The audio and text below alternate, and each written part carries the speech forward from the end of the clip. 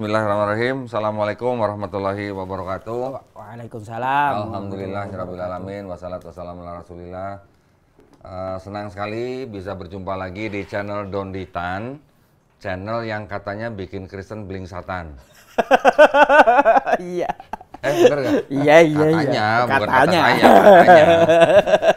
Katanya. Alhamdulillah hari ini saya kedatangan Ustadz Yusuf PI. Penasaran saya dari dulu. PI itu apa sih maksudnya? Singkatan. PI singkatan. Singkatan apa? Sebenarnya sih nama publik aja itu kok. Dari kita punya Zoom sama YouTube juga kan. Channel YouTube dulu Penegak Islam gitu. Penegak Islam. Masya Allah.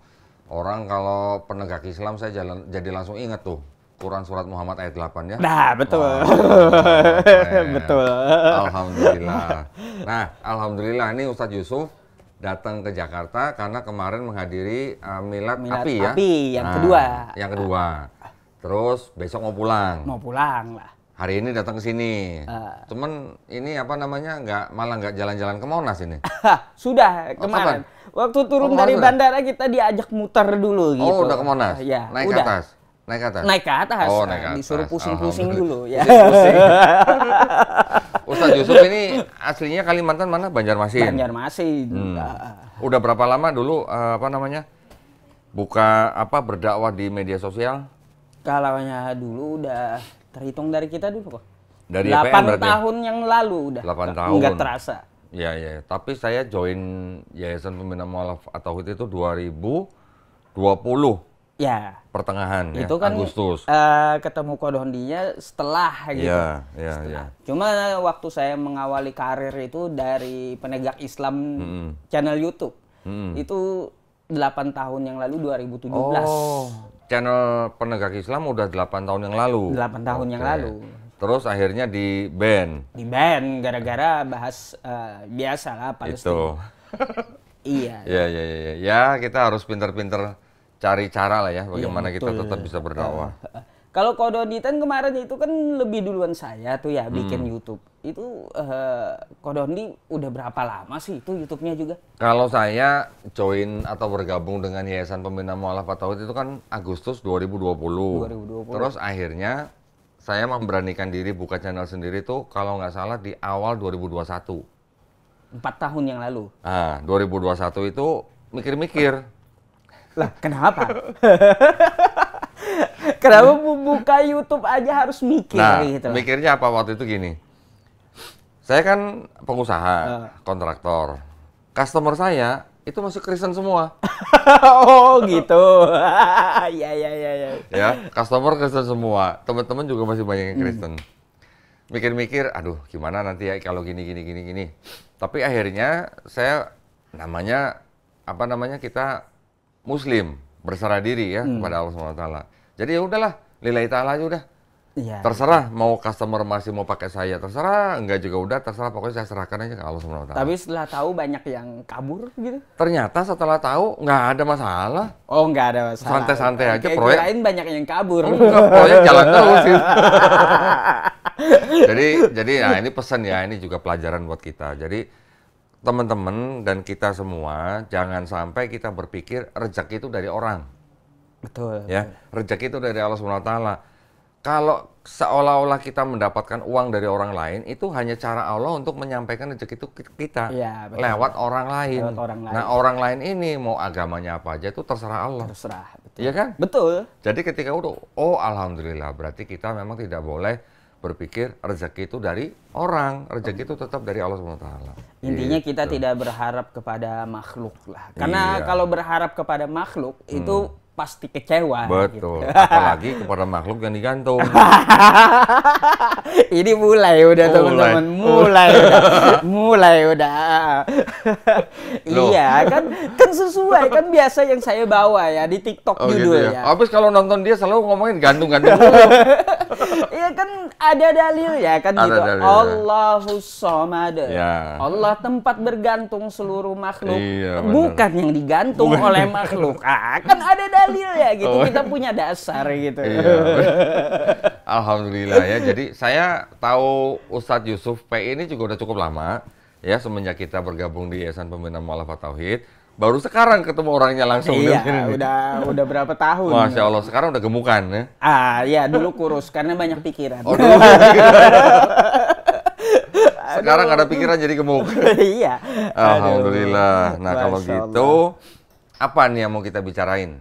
Ya, banyak sih Ko Dondi yang mau saya tanyakan ke Ko Dondi, banyak gitu. Sekilas tentang masalah ya perjuangan kita di dalam agama kan. Apalagi kan Ko Dondi kita tahu sendiri ya teman-teman, beliau bergerak di lintas agama gitu ya, ya anggaplah satu jalur dengan saya kan kayak gitu ya. Makanya saya pengen mengulik juga gitu pengalaman-pengalaman beliau yang dapat saya jadikan pelajaran juga gitu. Mungkin kan beliau juga tanya pengalaman saya, ya kita sharing lah intinya kayak gitu. Ya gini Ko Dondi, saya mau tanya ya. Tadi kan di belakang layar tadi ada hal yang menarik gitu. Kalaunya diajak berantem itu banyak berapa kali sih dan berapa orang gitu yang ngajak berantem? Berapa kali? Saya berapa kali ada yang DM saya ngajak berantem, itu banyak. Saya pikir ini orang udah nggak bisa bantah, nggak bisa berargumen, akhirnya ngajakin berantem. Ya yang begini-begini menurut saya nggak usah layanin lah. Kalau mau berantem ya udah ikut MMA aja, orangnya suruh ikut UFC gitu. Iya bisa jadi itu. Ya. Ini kan namanya perang pemikiran. Kalau perang pemikiran kalau sampai lari ke otot mah ini bukan perang pemikiran berarti. Ya kan gitu. Nah temen intinya gini, kita sama-sama sebagai orang yang membela agama Allah ya. Betul. Bukan membela Allah loh, membela agama Allah. Membela agama, bukan membela Allah. Iya beda Allah nggak ya. perlu dibela. Betul, gitu. Beda ceritanya kalau membela agama Allah dan membela Allah tuh beda. Kita sebagai orang-orang yang membela agama Allah, kita harus saling mengisi. Betul. Ya kan? Ustadz Yusuf PI pasti lebih jago baca Quran daripada saya. Ustadz Yusuf PI pasti jauh lebih jago kalau masalah Quran dan hadis. Saya mungkin banyak literasi tentang kekristenan. Ya kita saling mengisi aja. Betul. Ya. Nah, inilah upaya kita untuk apa? Berjihad. Berjihad supaya kita sama-sama menegakkan agama Allah di bumi, gitu ya. Karena kan di Quran surat Muhammad ayat 8, siapa yang menegakkan agama Allah, siapa yang membela agama Allah kan kedudukannya akan diteguhkan. Betul. Betul. Betul. Nah, makanya kita harus saling ngisi gitu. Ya. Iya teman-teman, saya sering juga ya, setiap kali beliau punya video di YouTube, saya sering lihat argumentasi dari Ko Donditan, teman-teman, yang ya bisa menjadi amunisi untuk saya diskusi dengan Kristen yang ada di TikTok gitu. TikTok. Iya, banyak saya juga ngambil pelajaran dari podcastnya Ko Dondi ya teman-teman semua. Kalau Ustadz Yusuf ini berarti jamaahnya tuh ini ya, TikTokiyah ya? TikTokiyah tuh. Tuh ada berapa tuh TikTokiyah? Ini udah 4.000, 5.000, Masya Allah, 5.100. Buset, Masya Allah. TikTokiyah aja iya, jemaah. Ini berarti jemaah TikTokiyah berarti. Iya, kalau Ko Dondi kan itu YouTubiah. Gitu. Iya, teman-teman YouTubiah. Aduh, Masya Allah. Ya, hari ini saya teman-teman sangat seneng gitu ketemu beliau karena udah beberapa tahun beliau nyuruh saya ke sini untuk ketemu. Baru ini qadarullah hari ini teman-teman baru bisa ketemu beliau gitu. Alhamdulillah. Iya, alhamdulillahirabbil alamin. Nah, jadi teman-teman semuanya yang di TikTok juga ya, kalau Anda mau bertanya silakan tulis di kolom komentar apa yang mau ditanyakan nih ya dari jemaah saya kepada Ko Donditan. Karena kan banyak yang request tuh ya kemarin itu. Ayo Ustadz Yusuf sama Ko Donditan gimana podcastnya kan kayak gitu ya. Hari ini sudah saya penuhin nih. Dari Kalimantan saya datang ke sini, jangan disia-siakan gitu. Jauh-jauh loh dari Kalimantan. Iya, jauh-jauh gitu. Iya. Untung nggak bawa panah. Masya Allah. Alhamdulillah. Iya teman-teman semuanya. Jadi banyak pertanyaan sih ya kepada Ko Donditan. Terus ya saya juga waktu masuk ke sini ya ke studio beliau gitu ya teman-teman. Wah ini alatnya pun nggak kaleng-kaleng gitu. Kalah kalau saya bawa alat ke sini teman-teman. Alat saya sedikit gitu. Alat beliau waduh sangat banyak. Nah kalau TikTok kan cukup handphone aja. Ini lampunya nggak dinyalain toh? Nggak perlu lah. Ring lightnya nggak perlu? Udah terlalu terang. Udah cukup. Oke. Iya. Terus ini Ko Donditan. Saya mau tanya juga. Yang menurut Ko Donditan ya, pertanyaan paling susah, paling sulit yang pernah ditemui dari orang yang podcast dengan Ko Donditan itu pertanyaan seperti apa? Maksudnya pertanyaan ke saya? Iya. Apa ya? Belum nemu sih ya. Belum nemu, mudah semua gitu. Tapi gini. Ini cerita pengalaman ya. Gini, jadi kita juga istilahnya kan sudah diberi akal dan pikiran. Betul. Saya dulu sering berdebat di YouTube kan. Nggak di depan kamera juga, tapi juga di lewat komen. Ya kan? Karena saya rajin membaca komen itu. Kenapa? Ketika saya baca komen, bisa jadi ada sesuatu yang baru buat saya. Ya. Betul. Ini contoh. Ada orang Kristen nanya saya begini, Quran diturunkan, Nabi lahir tahun berapa? Masehi? 560-an. 570. Ya, 570. Ya, atau ada juga yang bilang 571. Ya, betul. Yang jelas tahun gajah. Tahun gajah. Nabi menerima wahyu pertama kali umur berapa? 40 tahun. Quran diturunkan dalam berapa tahun? 22, hampir 23. Hampir 23. Dibulatkan 23. 23 bulan. Berarti kalau 570 tambah 40 jadi berapa? 610. Oke, 610. Tambah 23 tahun jadi berapa? 633. 633. Nabi meninggal tahun berapa? Wah, kalau meninggal saya lupa dah. 632. 632 Masehi. Terus? Jadi Nabi meninggal 632 Masehi, Quran masih turun sampai 633 Masehi. Nabi meninggal, Quran masih turun. Siapa yang terima? Itu pertanyaan ya, pernah dilontarkan kepada saya.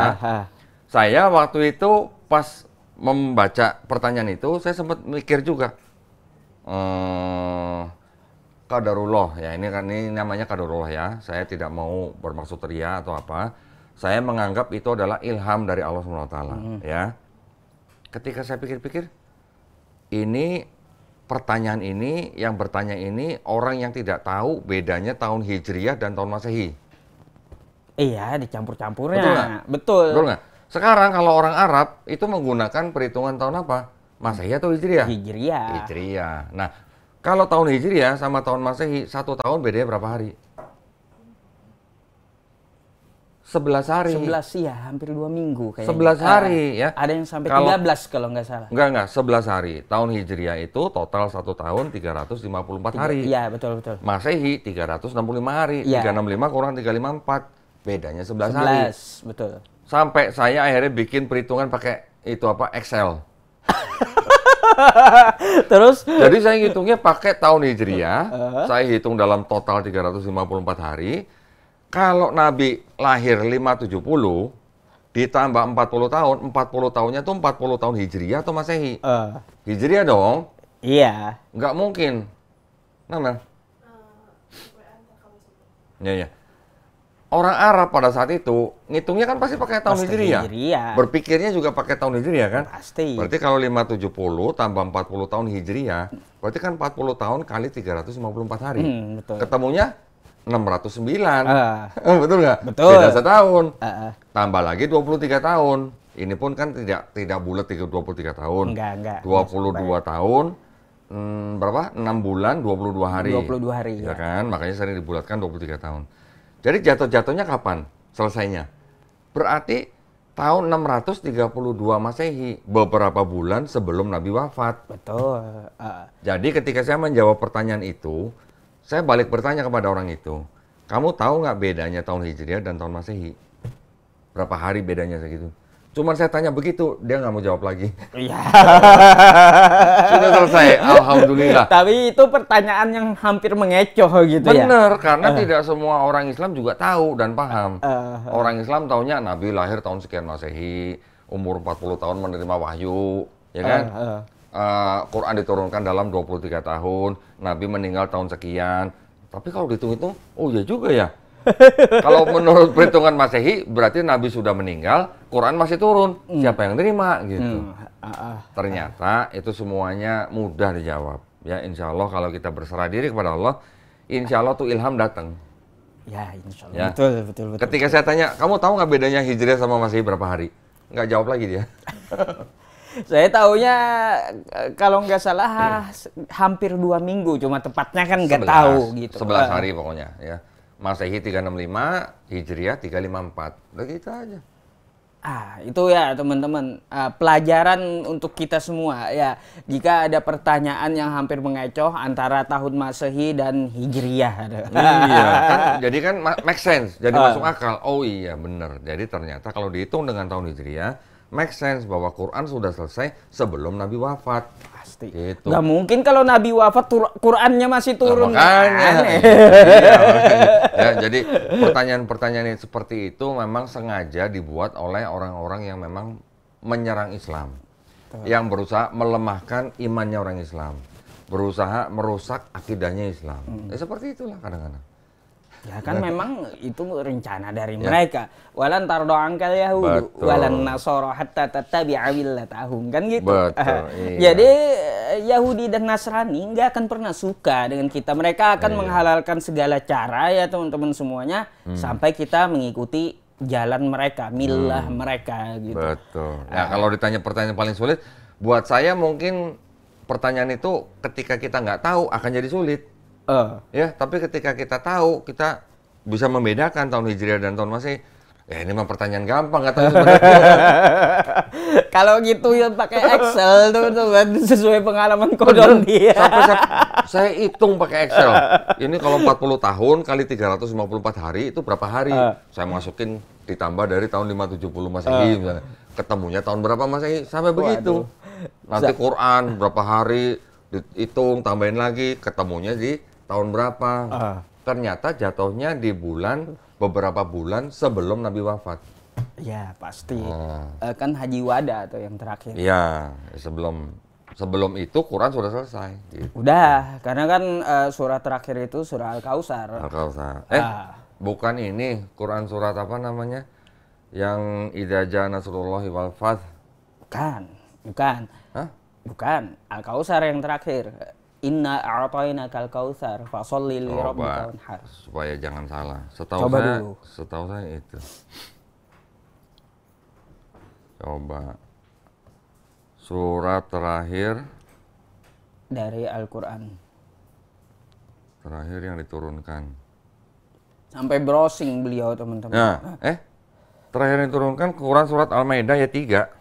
Al-Maidah ayat 3, al-yauma akmaltu lakum dinakum, itu Quran surah Al-Maidah itu sebelum Haji Wada kayaknya. Enggak, yang turun saat Nabi Muhammad SAW melaksanakan Haji Wada. Iya. Nah, itu diturunkan 9 hari sebelum Nabi Muhammad SAW wafat. Coba yang paling akhir. Ini yang paling akhir. Ini tulisannya. Kok Al-Maidah ayat 3 ya? Al-Maidah ayat 3 tuh. Coba dah nanti saya Ya, coba buka juga. kitab lagi dah ya. Pelajaran juga buat kita ya. Lupanya, karena Iya. terlalu banyak baca Bible ini susah juga. Kemarin ya saya teman-teman di Milad Api itu menekankan gitu. Kepada kita ya yang muslim, apalagi yang berdiskusi lintas agama, yang setiap hari menggunakan TikTok untuk melihat diskusi lintas agama.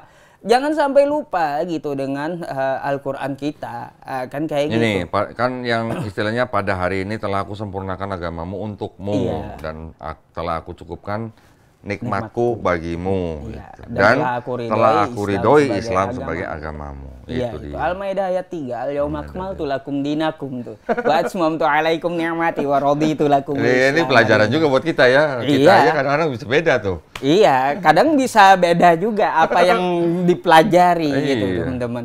Tapi di balik itu ya tetap juga satu tujuan, ya satu pelajaran yang kita ambil ya teman-teman semuanya, bahwa Islam itu luas gitu ilmunya. Mungkin Betul. kalau kita belajar seumur hidup ya teman-teman, agama Islam ini nggak habis ilmunya. Betul. Ya kok ya. Ya memang kan kita harus belajar sampai mati. Iya, tolabul ilmi memang. Tolabul ilmi faridatun ala kulli muslim. Betul, betul. Itu ya unik juga teman-teman semuanya. Cuma masalah tahun Hijriyah dan Masehi gitu yang mengecoh ya. Kan? Sepertinya simpel pertanyaannya. Saya berapa kali ketika saya diundang ceramah di masjid, saya tanya, jarang yang bisa jawab. Ya, paling dari berapa kali nanya di masjid mungkin ada 1-2 yang bisa jawab lah. Oh, itu harus menggunakan Hijriah. Masya Allah tuh berarti orang belajar itu. Iya. Gitu. Tapi rata-rata semua jamaah pada nggak bisa jawab, pada bingung. Aduh. Ya, Terus pelajaran buat kita lah. Terus gimana gini kok, selain hal itu, kalaunya pertanyaan yang terhadap Islam yang lumayan menyindir gitu. Itu Kodondi ada nggak rasa kesal menjawabnya? Contoh ya, pertanyaannya Nabi Muhammad menikahi anak kecil kayak gitu. Itu ada nggak rasa kesal dalam menjawab gitu? Ya. Gini, kalau dulu ya, waktu kita baru-baru berapologetika, ketika mendengar seperti itu, wah itu rasanya udah panas benar, panas dalam arti saya kalau dihina saya nggak masalah. Tapi kalau Nabi saya dihina, akan saya kejar itu orang. Iya, sampai manapun saya kejar. Kalau perlu saya penjarain. Ya, saya pernah penjarain satu pendeta tuh di Kota Malang. Ya, di penjaranya di Surabaya. Jadi siapapun yang menghina Nabi saya akan saya kejar. Nah, ketika masalah itu dulu ya, setiap kali Nabi dituduh sebagai pedofil gitu misalnya. Itu paling panas saya. Tapi belakangan kan kita sambil belajar terus. Jadi ketika kita mempelajari sebuah tuduhan, kita menjawabnya juga harus dengan bijak gitu. Ya, kita juga harus mengikuti tauladan dari Nabi Muhammad SAW dalam berdakwah. Jadi jangan semuanya dihadapin dengan kepala panas, otak panas gitu ya. Otak panas. Nah, jadi saya sambil mempelajari jawabannya, ada berapa macam pendekatan gitu ya. Jadi kita tidak hanya melalui satu pendekatan aja. Karena di dalam kalangan Islam pun hadis itu yang di dalam Bukhari tentang pernikahan Aisyah dengan Nabi itu juga ada kritik. Iya, ada kritik ya kan? betul. Jadi kita melakukan jawabannya tuh pendekatannya bisa ada minimal dua. Pertama, anggap saja betul. Ya, saya bilang nih, anggap saja betul Aisyah dinikahi usia 6 tahun, berumah tangga 9 tahun. Anggap saja betul. Anggap betul, baik. Pertanyaan pertama kali saya apa? Siapa musuh Nabi yang protes dengan pernikahan Nabi ketika Aisyah usia 6 tahun dan berumah tangga 9 tahun? Iya, siapa yang pernah memasalahkan gitu ya? Musuh Nabi ya, yang kenal Nabi, yang hidup bersama Nabi, yang protes dengan pernikahan Nabi. Dengan Aisyah. Betul. Kalau benar usia 6 tahun ya dan berumah tangga 9 tahun. Saya pengen dengar siapa? Abu Jahal kah? Nggak ada, nggak pernah ada. Abu Sofyan kah? Ya, Abu Sofyan. Atau siapalah, Abu Lahab kah? Saya pengen dengar siapa yang protes. Iya sih, nggak ada. Pernah dengar? Nggak pernah. Nggak ada kan? Nggak ada, iya. Kalau nggak ada yang protes, berarti kalaupun pernikahan itu benar, berarti artinya apa? Ya pernikahan yang wajar yang gitu wajar, di yang zaman normal. itu. Bahkan kan kita akan meluas lagi nih. Kalau kita baca lagi, ketika Aisyah dinikahkan dengan Nabi, sudah ditunangkan dengan laki-laki lain belum? Nah, Aisyah. Iya. Sudah. Ya, cuman namanya saya lupa. Ternyata sudah ditunangkan dengan laki-laki lain.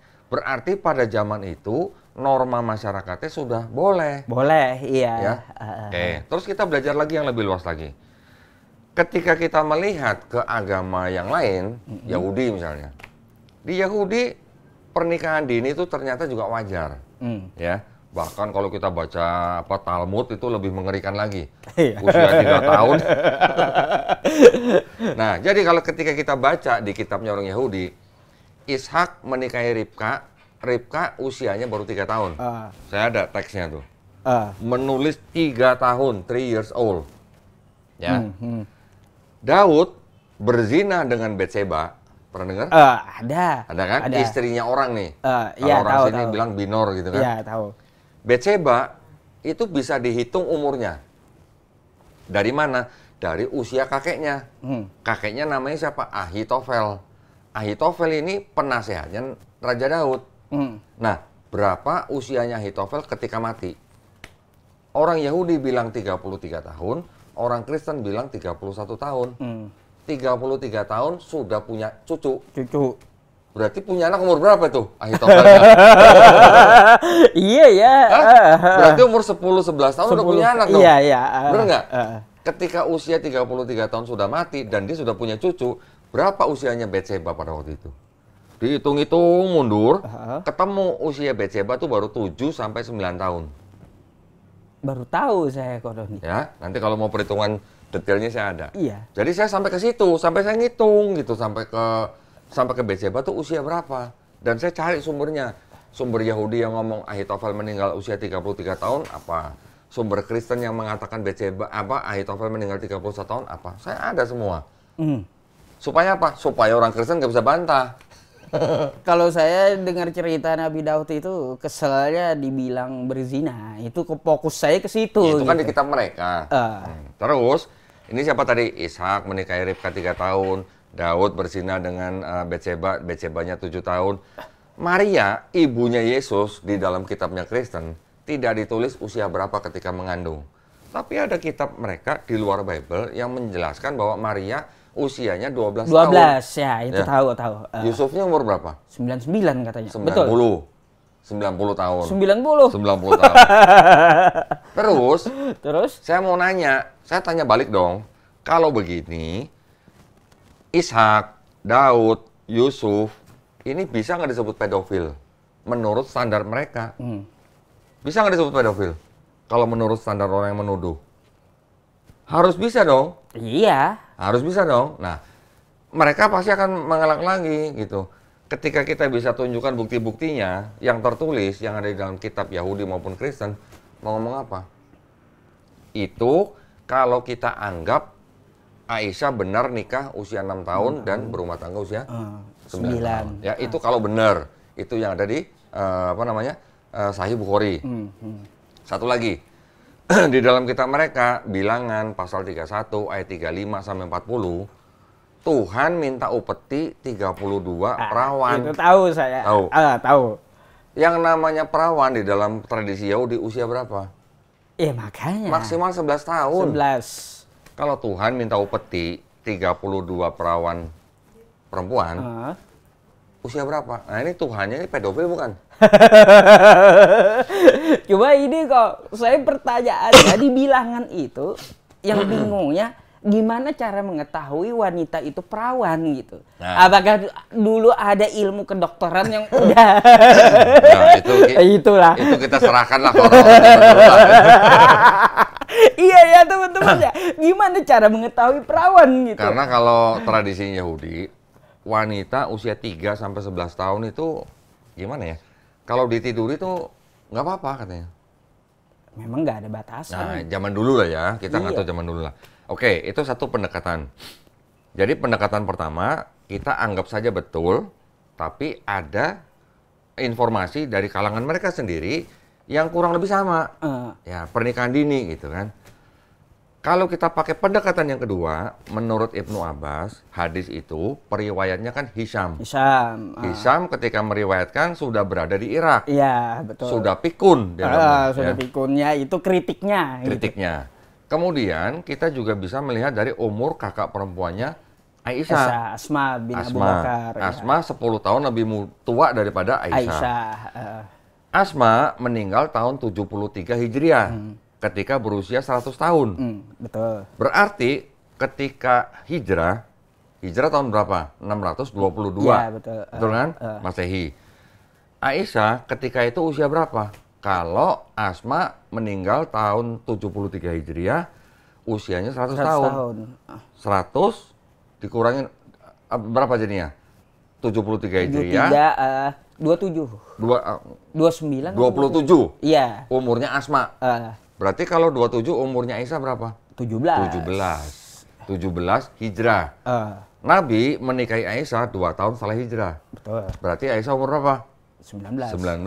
Ya itu ada yang kayak seperti itu literasinya, betul. Belum lagi kalau kita melihat dari turunnya Quran surat Al-Qamar. Belum lagi Al-Qamar, sorry. Belum lagi kalau kita melihat berapa usianya Aisyah ketika dia ikut perang Uhud.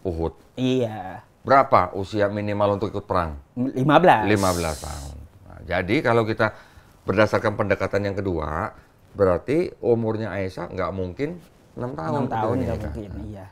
Ya. Kalau saya sih lebih condongnya ke situ. Oke, kita tahu nih dua pendekatan. Tapi yang lebih nampol yang mana? Ya pasti yang pertama lah. Itu maksud saya. Ya nggak mungkin ya kalau untuk internal Islam bisa seperti itu. Kalau Iya. nanyanya yang Islam gitu. Nah. Tapi kalau nanyanya yang bukan Islam ya pasti. Kan lebih nampol yang pertama. Iya, Karena pasti. ketika saya pakai pendekatan yang pertama, saya ada bukti-buktinya. Ada bukti kitabnya. Gitu. Mau lihat kitabnya? Boleh. Spill udah ya sampai teman-teman, sini spill. ya. Kemari gitu, spill. Nah, ini kita lihat nih. Sebentar.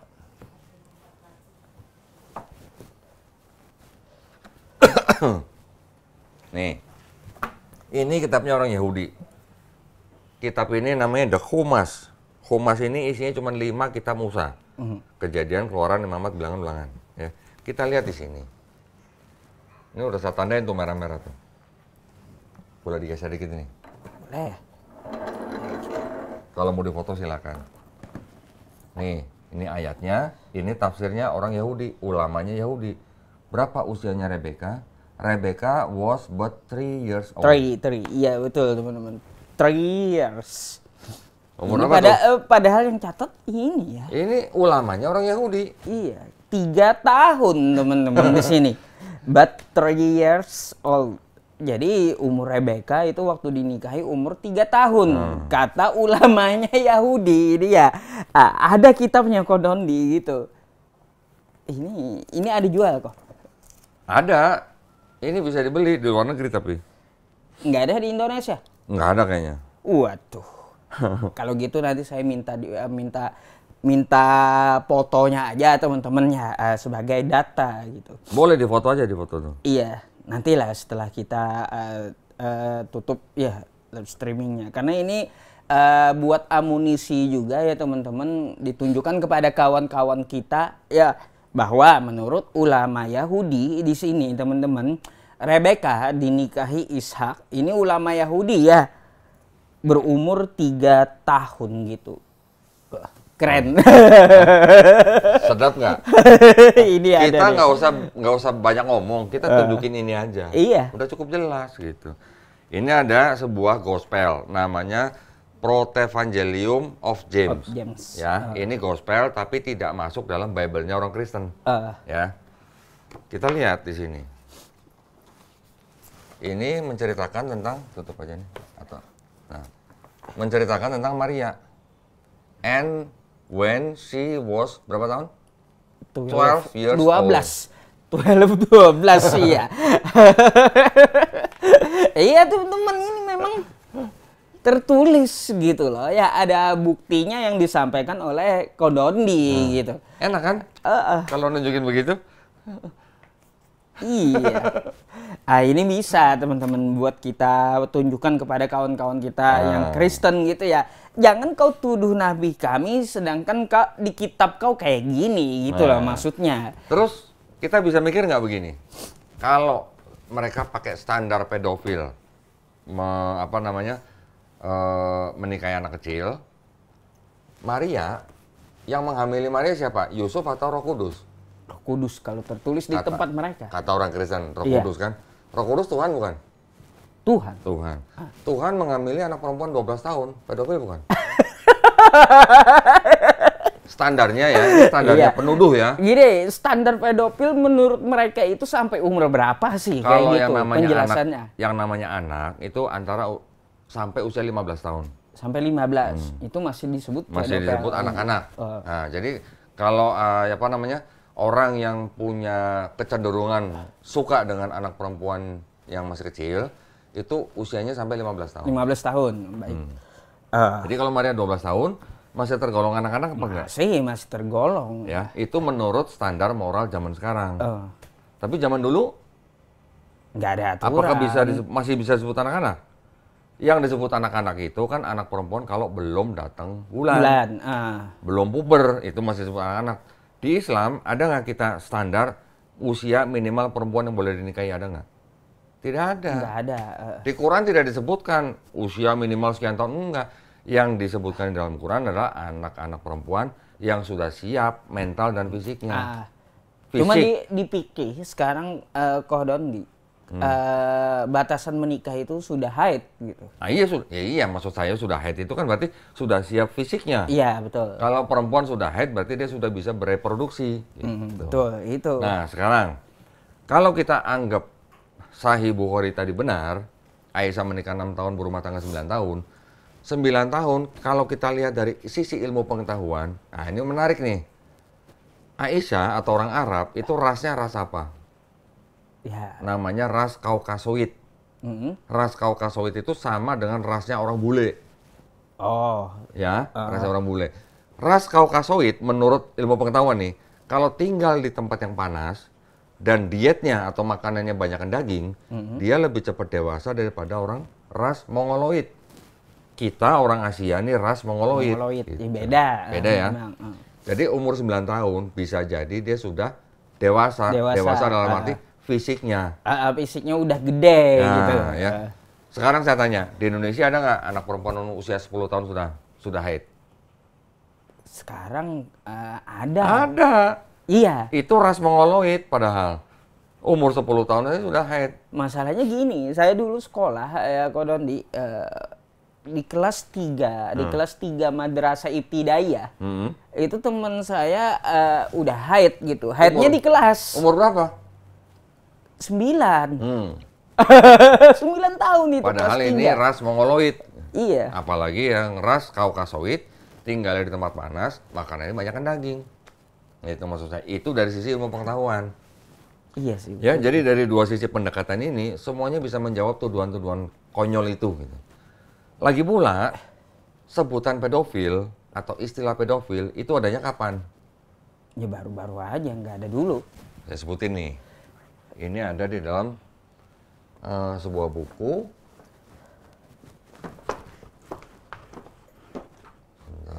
Ada di... Banyak koleksi beliau, teman-teman. Mantap. Itu baru di abad 19 baru ada sebutannya. Pedofil. Ini ada sebuah buku nih, karangan dari Hajah Irena Handono. Ya, Nabi SAW bukan pedofil.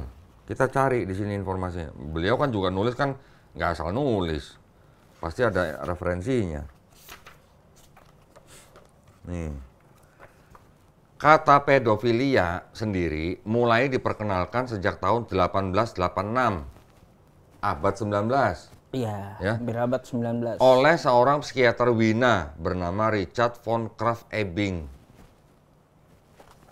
Berarti zaman dulu belum ada Ya, gitu istilah ini. Nah, jadi kalau ada tuduhan tentang pernikahan Nabi dengan Aisyah, itu artinya orang itu membawa standar moral zaman sekarang ke zaman dulu. Nggak cocok. Nggak boleh. Gitu. Iya, betul. Tanya neneknya menikah usia berapa? Iya juga sih. Cuma nenek kita aja tanya nikahnya usia berapa? Mungkin belasan. Belasan, betul. Justru kalau zaman dulu usia 20 belum menikah. Itu udah terlalu tua malah katanya. Aneh. Iya, Kenapa? aneh. Kenapa? Karena usia rata-rata manusia zaman dulu sama zaman sekarang beda. Iya kan? Zaman dulu usia manusia rata-rata tuh lebih pendek daripada zaman sekarang. Makanya mereka menikah usia dini. Gitu. Iya, 20 dulu dianggap aneh gitu. Perawan tua. Dianggap perawan tua, betul. Iya, teman-teman. Iya kan? Betul juga sih. Betul. Perawan tua katanya kalau 20. Kalau perawan tua bahasa Kalimantannya apa? Perawan tua, bujang lapuk. Oh, bujang lapuk. Oh, bujang lapuk juga bisa untuk perempuan? Iya. Oh gitu ya? Saya pikir bujang lapuk perawan cuma untuk laki-laki aja. Bujang lapuk. Nah gitu, jadi kita dalam melihat sebuah tuduhan atau isu, kita harus melihatnya dari sisi yang lebih luas. Ya, dari sisi ilmu pengetahuan, dari sisi tradisi, dari sisi sejarah, dari sisi antropologi. Kita juga harus tahu, kalau nggak tahu ya nanti kita bisa cuma marah-marah gitu. Iya sih. Menarik ya teman-teman. Pantas banyak yang datang ke tempat Kodondi karena apa? Menarik gitu bicara dengan beliau.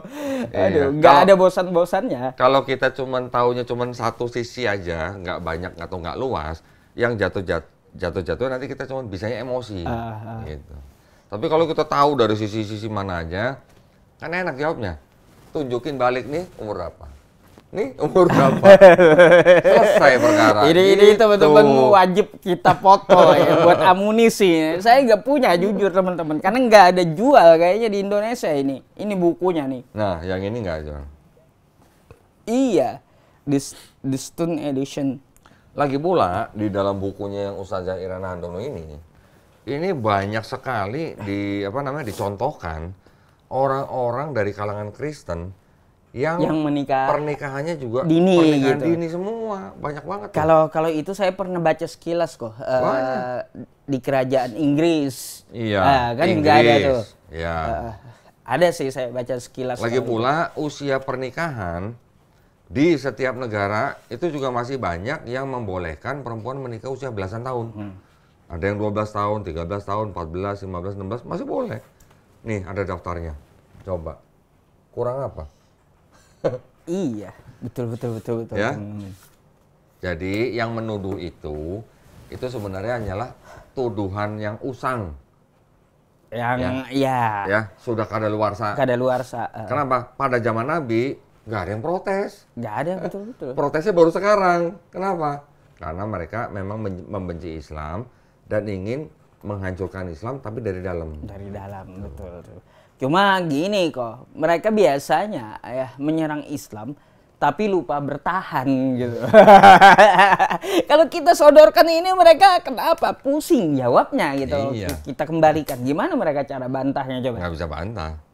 Nggak bisa bantah. Gimana mau bantah? Ini dari tradisi mereka sendiri. Iya. Betul. Teman-teman semuanya yang jamaah TikTokiah saya gitu. TikTokiah. Kalau mau langsung tanya tuh tulis di kolom komentar ya. Kodon dibaca juga itu ya. Baca komen nih. Iya. Apa kata teman-teman? Nih, kalau mau baca-baca nih. Boleh. Nanti ada yang minta dibukain kitab merah tuh katanya. Oten di London lagi panik. Apa ini? Keren Ustaz. Apa ini? Minta tolong sama Koh Dondi bukain Bible yang tidak diperjualbelikan. Ada, tenang aja. Ada katanya Roh Kudus pedofil. Iya, teman-teman. Kesimpulannya kan kayak gitu. Maria mengandung dari Roh Kudus kan katanya. Ya, Rebecca 3 tahun nih kitabnya ya, teman-teman. Nih, Rebecca 3 tahun. Ini kitab yang tidak diperdagangkan. Nah, tuh teman-teman. Tuh, kitab merah nih. Ini kitab yang paling ditakutin sama pendeta nih. Ini bahasa Indonesia juga. Iya. Kemarin ada pendeta. Bedanya dengan yang Itu ada Deuterokanonikanya. Deuterokanonika ya. Nah, kalau ini kitabnya orang Kristen. Ya. Ini isinya 66 surat. 66 surat ini ada di sini. Cuman yang di sini ditambah 7 kitab Deuterokanonika, ditambah lagi ada tafsirnya. Jadi yang mana yang betul? 66 sini sama dengan 66 sini. Cuman kalau di sini tambah 7 Deuterokanonika plus tafsir. Nah, di sini nggak ada tafsirnya. Kalau ini yang dipegang oleh jemaat. Nah, ini kan tipis nih. Ini kalau ke gereja kan enak bawahnya begini. Iya, diketekin aja gitu. Kalau ini kan susah. Tebel. Kan kalau diketekin mudah karena tipis ya, teman-teman. Sampai di sana gitu dibuka aja satu ayat habis itu ditutup gitu. Gitu biasanya. Teman-teman kalau yang mau lihat ini mungkin udah sering lihat ya di channel saya. Di sini tuh tulisannya apa nih? Tidak untuk diperdagangkan. Ini dengan pengantar dan catatan lengkap. 2009 dipersembahkan pada umat Katolik Indonesia oleh Direktorat Jenderal Bimbingan Masyarakat Katolik Departemen Agama Republik Indonesia. Percetakan Arnoldus ND. Jadi kalau di sini ada ayat tapi tidak ada catatan kakinya, di sini ada catatan kakinya. Ini ayatnya, ini catatan kakinya. Berarti sama aja kayak tafsirnya lah. Itu kan ada di aplikasi ya kok ya, aplikasi tafsir. Ya, itu ada. sama dengan ini. Sama. Oh, gitu. Ada juga gitu. Jadi ini fisiknya. Kalau yang di website itu di online gitu. Baru ngerti saya kenapa ada bedanya. Saya pikir dulu teman-teman ada 66, ada 77 yang mana yang betul gitu. Firman Tuhan bisa dipotong-potong gitu, bisa dihilangkan. Jadi kalangan Protestan menolak 7 dari Katolik. Yang Katolik menolak 5 dari Ortodok. Yang Ortodok menolak 3 dari Ethiopia. Jadi yang Ethiopia jumlahnya 81 surat. Yang Ortodok 78 surat. Yang Katolik 73 surat. Yang Protestan 66 surat. Pertanyaannya yang mana yang bukan firman Tuhan? Nah, Makanya, kalaupun firman Tuhan semuanya, kok bisa firman Tuhan dihilangkan pula? Nah, ini lebih dari Tuhan yang hilangin firman Tuhan. Ditolak. Nah, Aduh. Sekarang tolong bacain ini. Bentar. Tolong bacain ini. Yang garis merah. Oh, yang garis merah. Nah. Saya bacain ya teman-teman semuanya. Di sini aja. Sebab ada 3 yang memberi kesaksian di dalam sorga. Bapa, Firman, dan Roh Kudus. Dan ketiganya adalah satu. Nah, dan ada 3 yang memberi kesaksian di bumi. Ayat itu bisa dianggap sebagai bukti bahwa di dalam kitabnya orang Kristen ada ayat yang mengajarkan tentang konsep Trinitas. Karena Trinitas itu kan Bapa, Firman, dan Roh Kudus, dan ketiganya satu. Itu kan Trinitas. Ini ada catatan kakinya yang merah bawah nih. Tolong dibaca. Saya bacain ya teman-teman.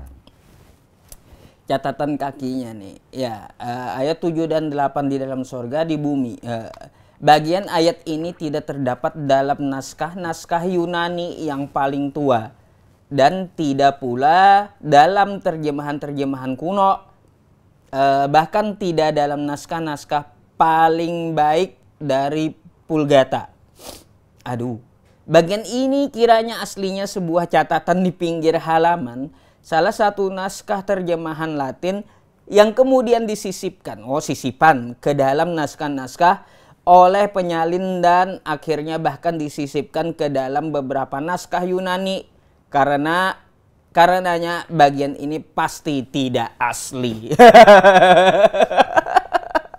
Pasti tidak asli. Pakai pasti loh. Pasti tidak asli. Tidak asli, kata lainnya apa? Iya, palsu. Ini bukan kita yang ngomong ya, yang ngomong kan ini sendiri. Iya, kitabnya sendiri yang ngomong. Nanti yang di YouTube saya, nanti akan saya foto, saya tampilkan. Nah, ya teman-teman, betul. Nah, kalau di TikTok kan nggak bisa kan? Nggak bisa, tapi nanti saya minta foto juga buat foto ditampilkan. Iya, boleh. Pastikan saya baca jujur gitu ya teman-teman. Karena apa? Kodondi, saya lihat komentarnya banyak yang kesurupan. Oh, kesurupan. Iya. Harus diruqyah dong kalau gitu. Iya, makanya harus diruqyah. Banyak yang apa ya, yang diserahkan kepada iblis gitu. Aduh, iya banyak yang diserahkan kepada iblis, makanya kesurupan. Makanya teman-teman semuanya ya, apalagi nih ya pasien-pasien saya yang ada di TikTok. Pasien. Iya, coba dilembutkan hati itu ya. Kalau saya menyampaikan, Kodondi menyampaikan, dicerna gitu ya. Terus dipelajari, jangan kau bawaannya itu panas ya. Panas itu pasti apa?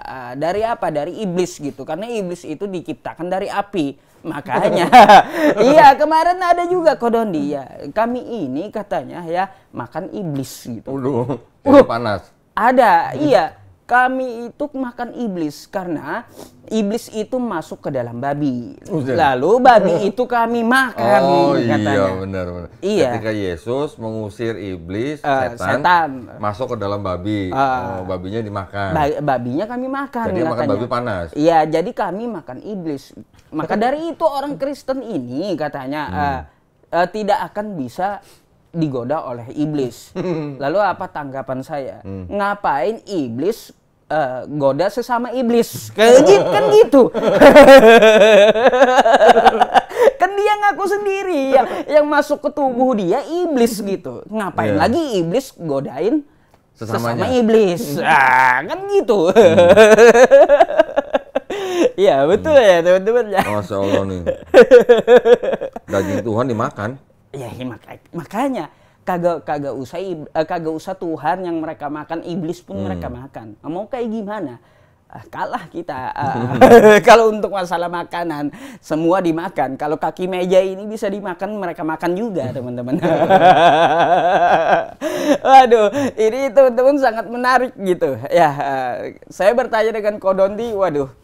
Ini kesempatan emas yang contoh tadi ya, ilmu juga beliau jabarkan tentang tuduhan mereka terhadap Rasulullah Sallallahu Alaihi Wasallam. Satu lagi kok tentang masalah penurunan kitab gitu. Penurunan maksudnya transmisi? Ya transmisinya. Kalau kita kan di dalam agama Islam ketika Rasulullah Shallallahu Alaihi Wasallam menerima wahyu, itu kan beliau akan memanggil Zaid bin Sabit, sekretaris beliau, salah satunya kan kayak gitu. Lalu beliau bacakan ditulis oleh Zaid bin Sabit. Ketika Zaid bin Sabit mencatatkan, lalu Zaid bin Sabit akan membacakan lagi, didengarkan oleh Rasulullah. Jika Rasulullah verifikasi bahwa betul yang diterima seperti itu, kan baru disebarkan. Baru disimpan dan disebarkan. Nah, kan kayak gitu. Nah, kalau untuk mereka ini, yang saya pertanyakan kepada Kodondi satu gitu. Kita tahu Yesus itu kan berbahasa Aramaik karena tokoh dari Kristen kan Yesus. Dia berbahasa Aramaik ya teman-teman kesehariannya. Habis itu tiba-tiba kitabnya, teks yang dikatakan asli itu muncul dari Yunani kan kayak gitu. Kira-kira Kodondi ada nggak yang teksnya itu dari Aramaik sebelum dari Yunani? Gitu? Ada, tapi yang di Perjanjian Lama. Perjanjian ada juga, Lama. ya, yang Aramaik juga ada. Cuman gini, kita harus tahu penulisnya itu siapa, ya? Apakah yang menulis itu Yesus sendiri? Bukan. Apakah yang menulis itu orang-orang yang pernah ngopi bareng Yesus? Bukan juga. Ya. Yang ngomong itu siapa? Yang ngomong itu ternyata ahli-ahli Perjanjian Baru, ya, dari kalangan Kristen sendiri. Nah, kalau di kita, di Islam, kita menerima Quran itu dalam tradisi lisan. Lisan, ya betul. Artinya apa? Artinya kita menerima Quran itu dalam tradisi hafalan. Betul ya, tulisan. Kodondi izin sebentar ya, ini kenapa? Kenapa tuh? Lab ini dibatasi untuk beberapa penonton karena maklum lah ya. Yang kejang gitu, main report gitu, wajar. Itu udah biasa saya hadapi biasa, itu, ya? Yang di report dilaporkan ke tok-tok gitu. Biarin aja. Oke, kalau di Kristen itu transmisinya berdasarkan tradisi tulisan. Jadi kalau di Kristen, kitabnya mereka, itu kan sudah ada surat yang sudah ada pada saat itu, masuk ke dalam kitabnya Kristen, itu berdasarkan pilih-pilih. Dipilih-pilih, contoh kayak gospel. Matius, Markus, Lukas, Yohanes, ini ada 4 gospel. Apakah 4 gospel ini khusus dibuat untuk Bible? Tidak.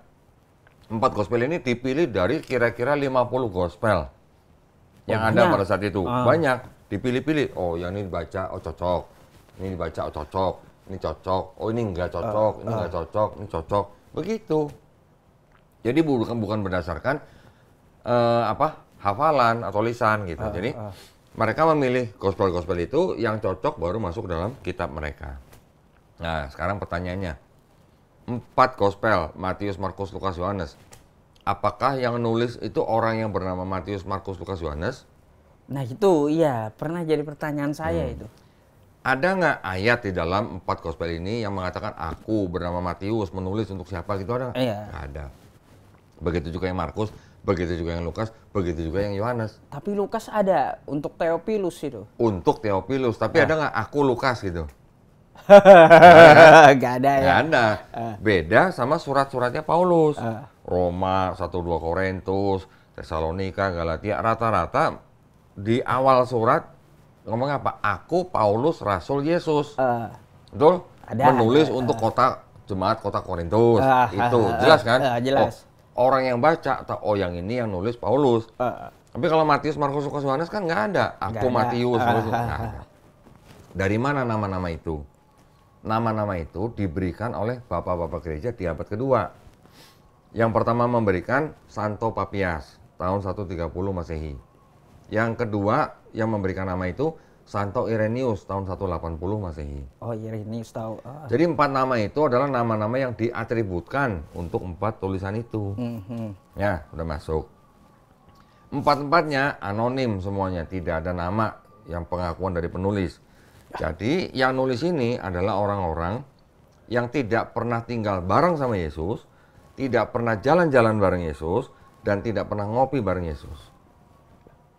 Tapi menurut mereka setiap kali saya diskusi, wah, ini keempat penulisnya ini muridnya Yesus yang sejaman dengan Yesus. Tanya orang itu, pernah dengar nggak Santo Papias dan Santo Irenaeus? Pasti nggak tahu. Pasti nggak tahu. Pasti nggak tahu karena praduga dia kan orang yang menuliskan ini sejaman dengan Yesus. Ya. Pasti nggak tahu. Gitu. Terus ternyata pada zaman dulu orang-orang menulis itu dia bisa, saya misalnya menulis, tapi saya ngaku sebagai Ustadz Yusuf, itu boleh. Itu belum jadi kriminal gitu. Loh, kok bisa? Boleh, zaman dulu itu boleh. Jadi belum jadi kejahatan. Zaman sekarang jadi kriminal, tapi kalau zaman dulu saya menulis, mengaku sebagai si A atau si B, nggak apa-apa. Itu dalam bahasa akademisnya disebut sebagai forgery, ya. Menyadur gitu. 4 kitab, Matius, Markus, Lukas, Yohanes, yang ditulis pertama yang mana? Menurut ahli-ahli Perjanjian Baru. Yang Markus. Ternyata Markus ditulis kira-kira tahun 65 sampai sesaat sebelum bait suci orang Yahudi dihancurkan tahun 70 Masehi. Tapi katanya yang paling tua Matius tuh, yang nongol duluan. Nah, salah tuh ada bagian itu. Nih. Bisa dilihat. Ya, yang pertama ditulis yang Markus. 10 tahun kemudian baru yang penulis Matius dan penulis Lukas menyadur dari Markus. Menyadur. Yang di Matius 90% berasal dari Markus. Yang di Lukas 50% berasal dari Markus. Nah, makanya karena Matius dan Lukas menyadur dari Markus, makanya kan ceritanya banyak samanya. Makanya ketiga gospel ini disebut sebagai gospel sinoptik gitu. Sinoptik. Ya. Kalau yang Yohanes itu gaya bahasanya beda sendiri. Yang Yohanes ditulis kira-kira tahun 95 Masehi. Belakangan, jangan kaget ya. Ini pertunjukan yang baru lagi nih teman-teman. Yang Markus, ini saya pindahin dulu. Yang Markus ternyata menyadur tulisan orang bernama siapa? Homer. Homeric Epics. Gospel of Mark. Pernah dengar? The Homeric Epics. Pernah dengar? Dennis R. McDonald. Ini baru dengar saya nih. Baru. Dia membandingkan antara cerita tentang Odyssey, Raja Odyssey dari kerajaan Iliad, dibandingkan dengan Gospel Markus, ya. Ternyata cerita tentang Odyssey ini yang ikut membantu menghancurkan kota Trojan, pernah dengar Trojan? Trojan pernah. Odyssey bersama Achilles dan membantu temannya menghancurkan kota Trojan. Kemudian Raja Odyssey ini pulang ke negerinya, kerajaan Iliad. Selama 10 tahun, cerita ini diadopsi di dalam Markus. Oh gitu. Ceritanya diambil, nama orang dan nama tempat diganti. Diubah gitu ya? Ya, berarti Markus menyadur Homer. Homer itu siapa? Homer itu penulis novel. Hidupnya 800 tahun sampai 700 tahun sebelum Masehi. Sebelum Masehi berarti sebelum Nabi Isa. Sebelum Yesus ya. Sebelum Yesus. 700 tahun sebelum Yesus sudah nulis tentang Odyssey. Ceritanya diambil oleh penulis Markus. Bisa dilihat di sini nih. Ini udah saya lipat-lipat kan tuh, banyak saya lipat kan tuh. Ya kan? Ini yang saya lipat-lipat ini adalah kutipan-kutipan yang cerita dari Odyssey dibandingkan dengan Markus. Coba lihat. Boleh. Odyssey I8 18118 Markus 15:17. Oh. Iya, teman-teman. Odyssey 181 sampai 3 dan 6. Persamaannya Markus 15 nomor 7. Iya ya. Betul. Oh, ini cuma ganti nama ini. Nah iya. Cuma ganti nama, narasinya mirip. Tapi jadi kitab suci ya. Nah, itu. Jadi kitab suci tuh, teman. Ganti nama. Ternyata kitab sucinya orang Kristen menyadur dari cerita novelnya Homer. Padahal Markus ini ya. Markus. Gimana? Iya, Kalau iya. Ustadz Yusuf sebagai orang Kristen, gimana rasanya kalau tahu begini? Ya kalau kita ya nggak bisa kita katakan suci lah. Ini kan tulisan sebelum Yesus gitu ya teman-teman. Iya. Sama loh, sama cuma ganti nama gitu Markus ini. Markus ini ngambilnya dari Odese, cuma diganti-ganti gitu namanya. Nama orang diganti, nama tempat diganti. Nama tempat diganti, iya. Ingat cerita Yesus, kakinya atau kepalanya diurapi oleh seorang wanita dengan minyak mahal. Ya. Ada di situ. Lah, namanya siapa? Yang diceritakan Raja Odise. Walah. Iya teman-teman, ini Gimana serius ya. Saya nggak bohong loh. Ternyata kitab Markus itu adalah catatan Odese ya 700 tahun sebelum Yesus. Diganti oleh Markus namanya di sini. Ceritanya sama, namanya ganti gitu dan tempatnya. Gimana dong? Kalau begitu gimana? Apa ini? Ya, kan saya udah bilang jangan kaget. Oke, Waduh, ini Markus. Yang Yohanes menyadur tulisannya orang bernama Euripides. Itu benar nggak dari Plato? Yohanes 1:1. Oh enggak, bukan. Kalau itu filosofi Helenistik. Kalau ini ada penulis namanya Euripides, dia menulis tentang Dionysus, anaknya dewa Zeus. Aneh lagi Ini yang Yohanes. Gimana? Ya saya teman-teman jujur nggak heran kalaunya Kodoni ini saya salut ya. Karena apa ya? Setelah datang ke tempat beliau, ashadunya di tempat gitu. Pantas kalau kayak gini yang ditunjukin gitu. Orang yang menggunakan akal sehat, yang mau mikir gitu. Pantas ashadu gitu. Karena apa? Yang beliau tunjukkan ini bukti-bukti semuanya gitu. Ini ya teman-teman ya siapa tahu ada pendeta yang nonton juga ya pasien saya dari TikTok ya gitu ya.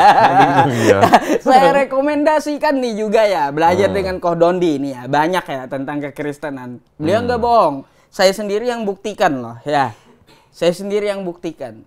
Pantas ashadunya di tempat gitu. Kalau mau mikir, iya. Karena apa? Setiap kali datang ke tempat beliau, ashadunya di tempat. Atau mikir-mikir dulu satu hari, besoknya syahadat. Sering saya lihat gitu.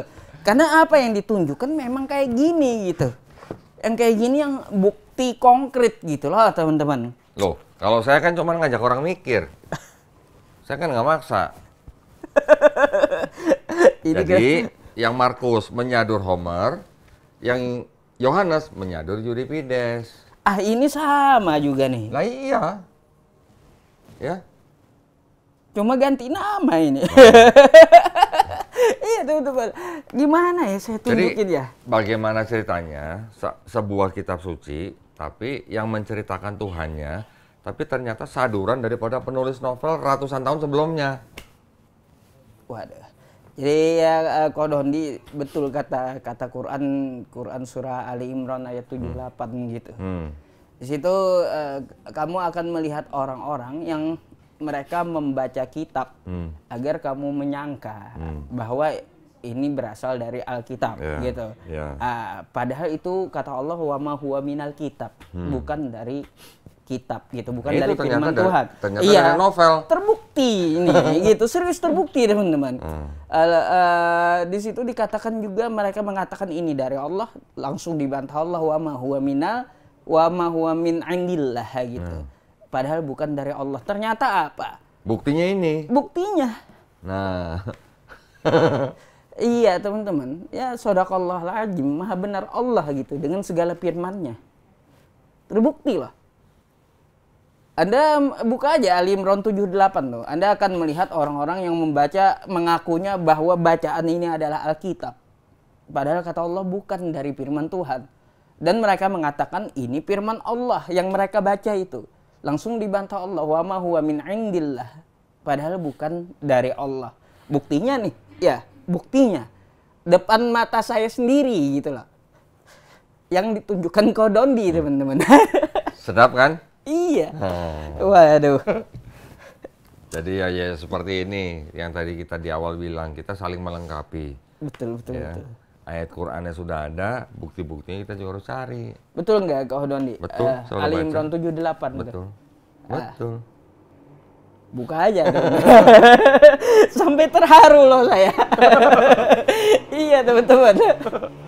Serius sampai terharu saya ditunjukkan Dondi. Anda sendiri kan buktinya kan. Nah, jadi ini kan gimana ya? Ironisnya gini. Yang diceritakan dari mulai Matius, Markus, Lukas, Yohanes ini kan cerita tentang Tuhannya orang Kristen. Tapi ternyata berasal dari dua penulis yang menulis novel. Ini kalau ini tahun berapa nih? Kalau yang Euripides saya lupa. Kalau yang Homer Dionysian Gospel. Sebentar. Kalau ini kan ketahuan Euripides. Ya, teman-teman. Tahun Top Al-Quran. 480 sebelum Masehi, meninggal 406 sebelum Masehi. Berarti kalau yang Euripides itu menulis umurnya 500 sampai 400 tahun sebelum Masehi. Kalau ini Homer 700 ya. 800 sampai 700. Ini teman-teman ini ya, coba teman-teman kalau ada uang beli ini. Serius, kitab Markus ngambil dari sini rupanya. Banyak ayat yang sama tapi namanya diubah gitu. Nah, jadi yang Markus ngambil dari Homer, yang penulis Matius dan penulis Lukas ngambil dari Markus. Contek-mencontek gitu. Yang Yohanes ngambil dari Euripides. Jadi kalau dua kata untuk mewakili hal itu, apa? Jangan sedih gitu. Iya. Tapi saya salut Kok Dondi. Kok Allah Subhanahu wa Ta'ala kok tahu yang kayak gini ya? Insya Allah ya. Insya Allah kalau kita memang berjuang di jalan Allah, Allah pasti bukakan. Ya. Entah mendapatkan ilham, entah mendapatkan informasi, bukti-bukti malah dari kalangan orang-orang mereka sendiri. Itu insya Allah Allah bukakan. Jadi kita cuma tinggal meluruskan niat aja gitu. Betul teman-teman. Niatnya kita berdakwah untuk hal-hal seperti ini itu apa? Kalau niat kita dilihat lurus, insya Allah kita pasti akan menemukan bukti-bukti. Apa yang dikatakan dalam Quran, buktinya semua ada. Semua ada. Makanya kalau kita buka Quran, dzalikal kitabul la raiba fihi. Betul. Gitu. Nah, contoh misalnya kayak gini. Al-Quran ini tidak ada keraguan di dalamnya. Iya. Ada lagi seperti ini. Maurice Bucaille menulis buku tentang keajaiban ayat-ayat Quran dibandingkan dengan Bible.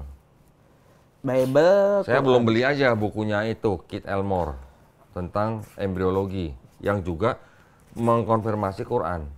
Kalau itu saya rasanya pernah dapat literasinya. Cuma dari internet. Banyak. Dari internet. Kalau buku fisik belum sepenuhnya baca. Saya dulu ketika mulai berapologetika, saya pikir kalau pakai buku-buku fisik seperti ini cara kuno. Ya. Iya. Saya pikir zaman dulu cara kuno. Karena kan ada internet ya. Ada PDF kan. Tapi belakangan setelah saya mulai terjun, ternyata buku-buku fisik seperti ini lebih kredibel. Iya, kredibel. Lebih valid dibandingkan dengan PDF. Karena kalau PDF kan ya kita tahu lah bisa dibuat-buat orang. Iya sih. Atau bisa diedit-edit orang. Tapi kalau ini kan sudah ada izinnya, ada ISBN-nya gitu. Betul. Gitu. Makanya saya tidak bisa menjadi jamaah TikTokia gitu. Iya, nggak bisa kata Kodondi karena TikTok kecil gitu. Kecil kameranya. Buat nunjukin literasi beliau kurang memuaskan. Iya, nggak puas gitu. Aduh. Ya. Itu udah diutarakan semenjak awal tadi sama saya teman-teman. Iya. Mungkin Kodondi ada yang mau dijawab gitu dari komentar. Tuh ada berapa Coba orang? Dibaca apa mau ditanyain. Apa teman-teman? Yang mau ditanyain kata teman-teman. Yang mau ditanyain nih oleh teman-teman. Kalau saya ya teman-teman semuanya jujur ditunjukkan oleh Kodondi ya terbukti gitu Al-Quran kita. Ya sebentar, saya mau hilangkan ini dulu.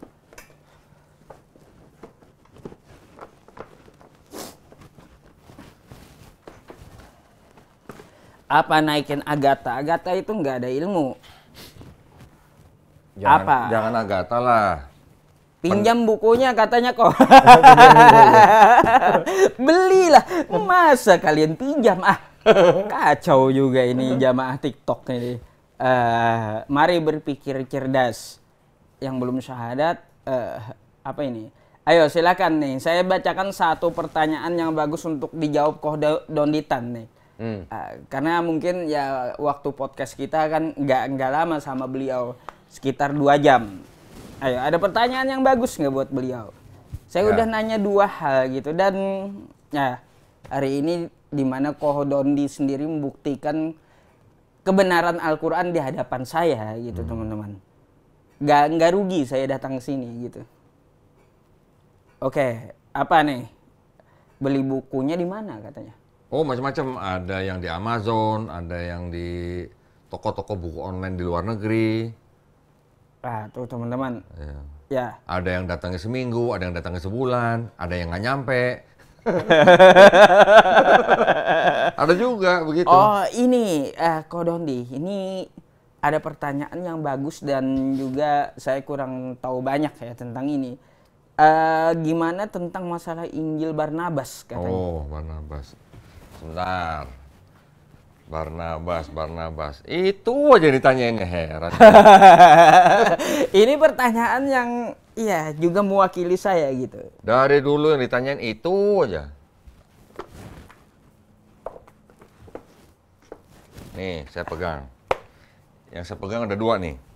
Oke, kalau Barnabas nih ya. Oh, kok kecil kali bukunya? Sebenarnya ada 3 yang namanya Injil Barnabas. Yang pertama itu judulnya The Epistle of Barnabas. Ini terjemahan bahasa Inggrisnya. Ya, Epistle of Barnabas ini ditulis kira-kira abad kedua Masehi. Oke. Yang kedua itu judulnya Acts of Barnabas. Acts of Barnabas itu ditulis kira-kira abad 5 Masehi. Lalu gimana dengan bantahan mereka yang katanya bahwa Barnabas ditemukan tahun 1500? Nah, nanti dulu. Yang ketiga itu yang ditulis katanya kira-kira abad ke-13 Masehi. Nah, ini terjemahan bahasa Inggrisnya.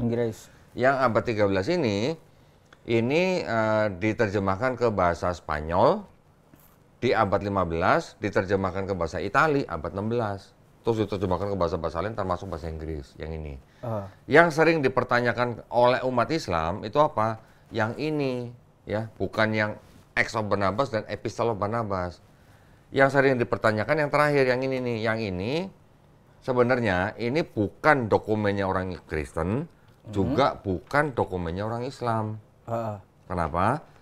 Karena banyak setelah ditelusurin, dipelajarin, ini diduga yang nulis orang Islam. Yang nulis diduga orang Islam. Tuduhan mereka kayak gitu. Enggak, ini kita juga mengakui. Kita juga orang Islam tidak boleh menerima ini sebagai informasi yang valid. Kenapa? Karena banyak di sini terjadi apa namanya? Apa ya? Sebutan-sebutan yang tidak sesuai pada zamannya. Ya. Istilahnya apa sih itu? Anakronitisme namanya. Sebutan-sebutan tapi tidak sesuai pada zamannya. Terus di sini kan ada diceritakan yang disalib bukan Yesus tapi Yudas Iskariot. Di sini ceritakan Yesus mengatakan akan ada nabi lagi yang datang bernama Ahmad. Oh, ya. Oke. Tapi ada yang tidak sesuai dengan akidah kita. Saya tunjukin. Saya langsung bacain ya, teman-teman. Oh. Background Barnabas ini juga sebenarnya siapa gitu? Kalau Barnabas yang di Bible diceritakan yang bersama dengan Paulus itu diceritakan adalah orang yang soleh gitu. Bukan yang sejaman dengan Yesus. Ya, kalau mau dikatakan sejaman ya sejaman, tapi Barnabas dan Paulus itu mereka berkolaborasinya itu setelah Yesus nggak ada gitu. Tapi pernah luntang-lantung. Nih, bahkan di sini disebutkan bahwa yang akan dikurbankan adalah Ismail. Bukan Ishak. Ya, ini ada di pasal 44 nih. Saya tunjukin yang tidak sesuai dengan akidah Islam nih. Pasal 9 berapa ya sebentar ya. Karena apa? Yang di sini yang disebut sebagai, nah ini nih. Nih, mau baca yang merah boleh. Jesus answered, Jesus menjawab, the name of Messiah is admirable. Nah, siapa di situ? Admirable. Muhammad Admirable. is his blessed name. Nah, jadi Namanya adalah Muhammad ya, kayak gitu. ya, dengan kata lain di situ diceritakan bahwa Yesus menyebut bahwa yang disebut Al-Masih itu adalah Nabi Muhammad Nabi SAW. Muhammad. Loh, Pernah baca nggak? dari mana? Nah, ya? makanya. Iya. Makanya kita jangan menerima itu sebagai informasi yang valid gitu. Ini tidak memenuhi kriteria kalau kita bandingkan dengan ilmu hadis. Ya, ini bukan dokumennya Islam, juga bukan dokumennya Kristen. Kristen tidak menerima ini, kita juga tidak menerima ini. Juga nggak bisa diambil gitu ya. Nggak bisa. Karena kan ada yang beda dengan akidah di Islam. Kita tidak pernah baca di Quran atau di hadis Nabi Muhammad SAW disebut Al-Masih. Nggak ada Ya kan? Nabi Muhammad disebut Al-Masih. Yang disebut Al-Masih cuma Nabi Isa. Nabi Isa. Karena Al-Masih itu kan dari kosakata masaha. Al-Masih, sang pengusap. Betul. Nggak cocok kalau Nabi Muhammad disebut Mesias atau Al-Masih. Ya ini nggak bisa berarti teman-teman. Tapi kadang-kadang kan yang saya temuin ya kok ya. Di Turki itu katanya kan disimpan di museum Turki dengan tulisan emas. Ya ini isinya. Ini isinya. Itu terjemahannya. Ini terjemahan bahasa Inggrisnya. Oh. Ini. Katanya ini karangan umat Islam, padahal nggak bisa juga kalau kita terima di sini teman-teman. Nabi Muhammad disebut Al-Masih di Barnabas ini. Berarti memang kita nggak bisa terima dan mengambil sebagai akidah kita Injil Barnabas ini. Tapi katanya ada di pintu surga tertulis La ilaha illallah Muhammadur Rasulullah di Injil Barnabas. Di sini ini. mungkin ada. Saya juga mungkin belum habis baca. Iya, belum. Oh. Ya, tapi kalau begitu ada yang beda, loh kok bisa Al-Masih Nabi Muhammad? Nah, berarti kan udah beda. Kita nggak pernah baca kan di Quran atau di hadis Nabi Muhammad SAW disebut Al-Masih. Nggak ada. Gitu. Nggak ada. Di mana disebut Nggak ada. Al-Masih? Nggak ada, nggak Ya pernah kan? saya temuin. Nah, makanya ya sudah. Jadi karena ini bukan dokumennya Islam, ya kita nggak perlu pakai. Nggak bisa. Gitu. Ya, apalagi kita diskusi juga kalau pakai itu mereka juga nggak terima. Nah, iya, Kristen tidak menerima ini, Islam juga tidak menerima ini. Juga nggak terima, iya. Lalu ngapain juga ya dipersoalkan oleh mereka gitu. Ini mah istilahnya nggak usah dipakai. Iya sih. Saya tiap kali ceramah selalu ditanya ini. Iya, ini juga penonton saya ini jemaah TikTokiyah ini ya juga nanya Injil Barnabas tuh. Pasti, iya. Tentang udah dijelaskan oleh Kodondi nggak bisa diambil sebagai referensi Islam karena ada yang bertentangan dengan kaidah atau akidah Islam kita, gitu. Iya. Nabi Muhammad di Injil Barnabas dikatakan Mesias, Al-Masih. Itu nggak cocok dengan kita gitu. Bukan gelar beliau gitu ya teman-teman. Iya. Nah, jadi seperti itu. Ya kasih aja agama lain itu Tat. Ya mungkin itu ya satu pertanyaan dari penonton ke Kodondi, saya udah 2 gitu. Mungkin teman-teman semuanya, mungkin dari Kodondi ada pertanyaan kepada saya atau kepada penonton nih. Silakan sebelum kita mengakhiri nih. Ya intinya gini aja. Saya sangat bersyukur hari ini kedatangan Ustadz Yusuf PI yang mana kita bisa saling berkolaborasi sehingga kita bisa saling melengkapi, sehingga kita bisa sama-sama menjadi insan-insan yang membela agama Allah. Itu saja yang kita cari. Kita orang Islam cita-citanya nggak tinggi-tinggi lah.